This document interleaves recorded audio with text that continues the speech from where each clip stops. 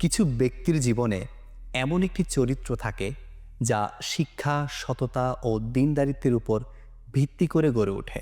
কখনো সেই চরিত্রের অধিকারী একজন শিক্ষক হন, আবার কখনো একজন নেককার ও আমলধারী পিতা হন। আজ আমরা তেমনই এক মর্যাদাপূর্ণ ব্যক্তির আলোচনা করছি, যাকে আমরা আমিরে আহলে সুন্নাত দামাত বরকাতুহুমুল আলিয়ার সম্মানিত পিতা হিসেবে জানি। ভারতের জুনাগড় রাজ্যের কুতিয়ানা নামক এলাকায় একটি সম্মানিত ও দিনদার পরিবার বসবাস করত।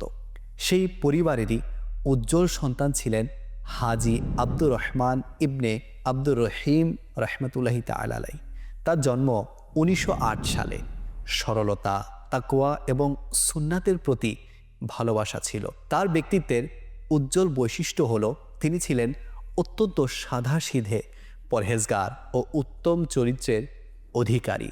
সুন্নাত অনুযায়ী এক মুষ্টি দাড়ি রাখতেন, দৃষ্টি নিচু রাখতেন এবং কথাবার্তায় প্রায় হাদিসে মোবারাকা উল্লেখ করতেন।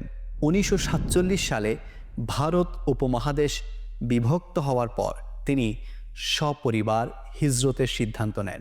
প্রথমে হায়দ্রাবাদে গমন করেন এবং সেখানে প্রায় 3 মাস অবস্থান করেন। এরপর করাচির উদ্দেশ্যে রওনা হন। করাচির খারাদার এলাকার বোম্বে বাজারে তার নতুন আবাস গড়ে ওঠে। এটাই সেই স্থান যেখানে পরবর্তীতে আমিরে আহলে সুন্নাত দামাত বরকাতুহুমুল আলিয়ার জন্ম হয়। আমিরে আহলে সুন্নাত দামাত বরকাতুহুমুল আলিয়ার জন্মের 1.5 বছরেরও কিছু পরে 1951 সালে হাজি আব্দুর রহমান রহমতুল্লাহি তাআলা আলাইহি হজের সফরে রওয়ানা হন। এ ছিল মহান আল্লাহর ভালোবাসা এবং জিয়ারতের আকাঙ্ক্ষায় ভরা এক পবিত্র সফর। কিন্তু সেই বছর হজের দিনগুলোতে মিনায় প্রচণ্ড গরম বাতাস প্রবাহিত হয়, যার ফলে বহু হাজি ইন্তেকাল করেন এবং অনেকে নিখোঁজ হয়ে যান।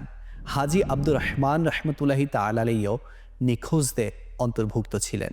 অনেক খোঁজাখুঁজির পর তাকে জেদ্দার একটি হাসপাতালে অত্যন্ত সংকটাপন্ন অবস্থায় পাওয়া যায়। তীব্র গরমে তিনি আক্রান্ত হয়েছিলেন, শরীর খুব দুর্বল হয়ে পড়েছিল। অবশেষে 14ই জিলহজ 1370 হিজরিতে তিনি ইন্তেকাল করেন।